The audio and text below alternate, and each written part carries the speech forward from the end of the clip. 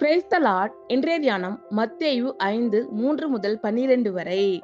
ஆவியில் எளிமை உள்ளவர்கள் பாக்கியவான்கள், பரலோக ராஜ்யம் அவர்களுடையது.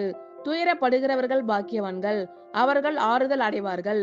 சாந்த குணம் உள்ளவர்கள் பாக்கியவான்கள், அவர்கள் பூமியை சுதந்தரித்துக் கொள்ளுவார்கள். நீதியின் மேல் பசிதாகம் உள்ளவர்கள் பாக்கியவான்கள், அவர்கள் திருப்தி அடைவார்கள். இரக்கம் உள்ளவர்கள் பாக்கியவான்கள், அவர்கள் இரக்கம் பெறுவார்கள். இருதயத்தில் சுத்தம் உள்ளவர்கள் பாக்கியவான்கள், அவர்கள் தேவனை தரிசிப்பார்கள். சமாதானம் பண்ணுகிறவர்கள் பாக்கியவான்கள், அவர்கள் தேவனுடைய புத்திரர் எண்ணப்படுவார்கள். நீதியின் நிமித்தம் துன்பப்படுகிறவர்கள் பாக்கியவான்கள், பரலோக ராஜ்யம் அவர்களுடையது.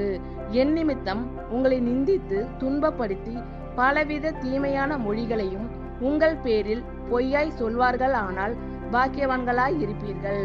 சந்தோஷப்பட்டு களி கூறுங்கள், பரலோகத்தில் உங்கள் பலன் மிகுதியாய் இருக்கும். உங்களுக்கு முன் இருந்த தீர்க்கதரிசிகளையும் அப்படியே துன்பப்படுத்தினார்களே. ஆவியில் எளிமை உள்ளவர்கள் பாக்கியவான்கள், பரலோக ராஜ்யம் அவர்களுடையது.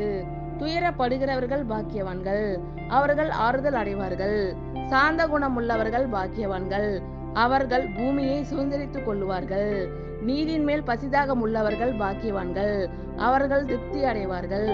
இரக்கம் உள்ளவர்கள் பாக்கியவான்கள், அவர்கள் இரக்கம் பெறுவார்கள். இருதயத்தில் சுத்தம் உள்ளவர்கள் பாக்கியவான்கள், அவர்கள் தேவனை தரிசிப்பார்கள்.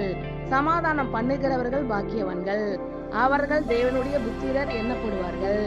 நீதியின் நிமித்தம் துன்பப்படுகிறவர்கள் பாக்கியவான்கள், பரலோக ராஜ்யம் அவர்களுடையது. என் நிமித்தம் உங்களை நிந்தித்து துன்பப்படுத்தி பலவித தீமையான மொழிகளையும் உங்கள் பேரில் பொய்யாய் சொல்வார்கள், ஆனால் பாக்கியவான்களாய் இருப்பீர்கள். சந்தோஷப்பட்டு களி கூறுங்கள், பரலோகத்தில் உங்கள் பலன் மிகுதியாய் இருக்கும். உங்களுக்கு முன் இருந்த தீர்க்கதரிசிகளையும் அப்படியே துன்பப்படுத்தினார்களே. ஆமேன். கர்த்தர் உங்கள் அனைவரையும் ஆசீர்வதிப்பாராக. God bless you all.